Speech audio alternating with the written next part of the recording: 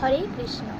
জ্ঞানীদের কি করা উচিত, এই বিষয়ে ভগবান শ্রীকৃষ্ণ অর্জুনকে কি বলছেন আসুন জেনে নিই শ্রীমদ্ ভগবদ গীতার 3য় অধ্যায় অর্থাৎ কর্মযোগের 26 নম্বর শ্লোকে।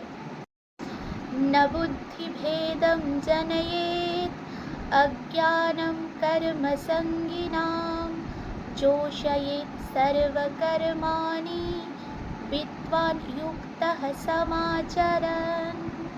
অর্থাৎ জ্ঞানবান ব্যক্তিরা কর্মাসক্ত জ্ঞানহীন ব্যক্তিদের বুদ্ধি বিভ্রান্ত করবেন না, বরং তারা ভক্তিযুক্ত চিত্তে সমস্ত কর্মের অনুষ্ঠান করে জ্ঞানহীন ব্যক্তিদের কর্মে প্রবৃত্ত করবেন, ক্রমান্বয়ে কৃষ্ণ ভাবনায় উন্নীত করার জন্য।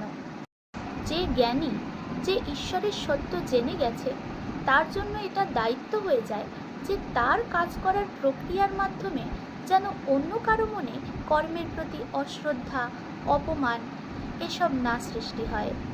আপনি কোনো জ্ঞানীকে দেখে এটা ভাবতে পারেন যে সে কিছু করছে না, মানে আমিও করব না।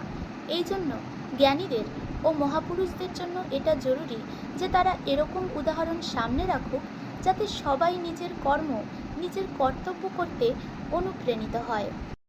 বন্ধুরা, সাধুকে দেখে যদি সবাই নিজের পরিবার ছেড়ে দুনিয়াদারি ছাড়তে থাকে, তাহলে তো পৃথিবী চলতেই পারবে না। রাধে রাধে।